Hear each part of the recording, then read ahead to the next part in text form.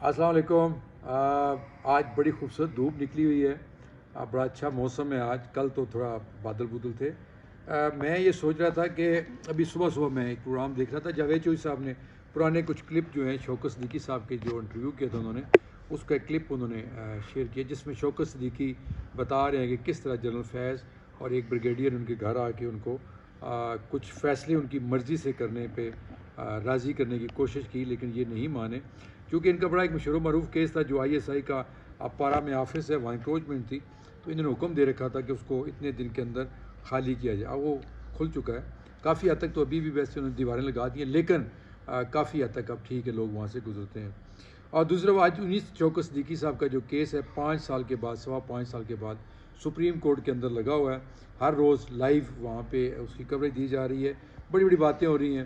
Chief justice صاحب نے جو ایک بات کی کہ آپ شاید پینشن کے لیے یہ سارا کچھ کر رہے ہیں، مجھے اس کا دکھ بھی ہوا کہ ایک بندہ جس نے اپنی نوکری قربان کر دی سچ کے لیے، اور وہ چاہتے تو بڑی آسانی سے چیف جسٹس بھی بن سکتے تھے اس وقت جس طرح ان کو آفر کی گئی تھی، اور یہ ایسا ہوتا رہا، پرائم منسٹر تک مرضی سے لگائے گئے، ہٹائے گئے، اور اب بھی ایسا ہو رہا ہے، لیکن انہوں نے ایسا نہیں کیا، اور یہ بڑی بات ہے اس دور کے اندر۔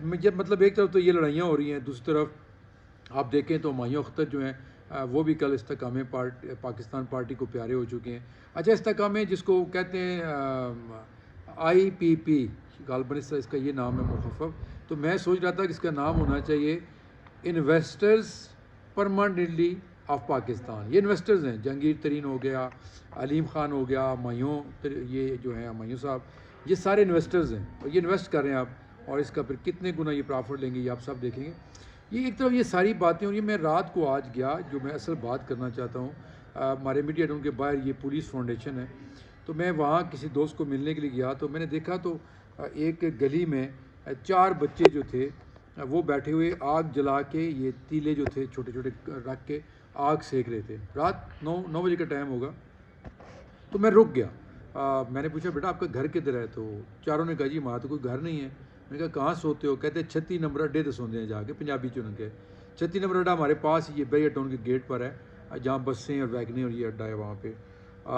ان میں ایک بچہ جو تھا وہ تھا کوئی ہارڈلی 2.5-3 سال کا۔ تو میں نے اس سے پوچھا، میں نے کہا یہ بھائی ہے تم لوگوں کا؟ تو انہوں نے کہا نہیں ہمارا بھائی نہیں ہے، یہ الگ ہے، یہ اکیلا ہی ہے۔ تو میں نے کہا بیٹا تمہارے ماں باپ کدھر ہیں؟ تو اس نے کہا جی وہ تو نشہ کرتے ہیں، توتی زبان میں اس نے مجھے بتایا کہ وہ ہیروئن پیتے ہیں اور پتہ نہیں کہاں ہوں گے۔ تو میں نے کہا تم کہاں سوتے ہو؟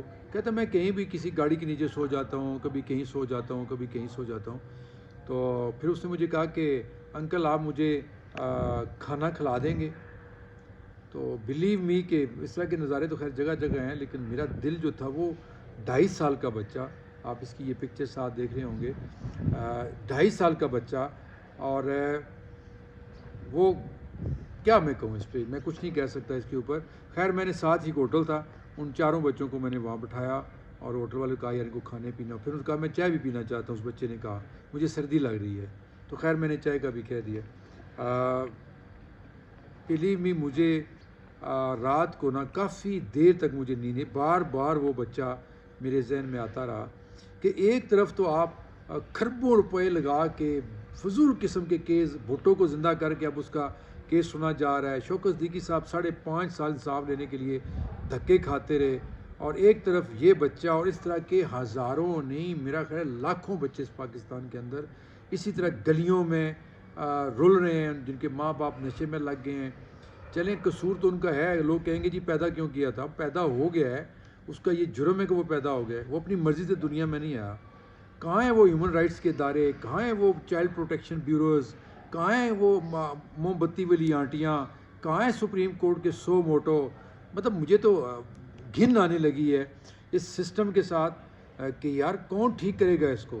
وہ بچہ اگر رات کے 9 بجے، اور اس کے ساتھ جو 6-7 سال کے بچے آپ تصویر میں دیکھ سکتے ہیں، اور یہ ایک طرح کا نہیں ہے کہ صرف یہ کو پارٹیکولرلی یہی سامنے آئے ہیں، آپ کو گلی محلے میں، گاؤں میں، شہروں میں ہر جگہ یہ نظر آتے ہیں۔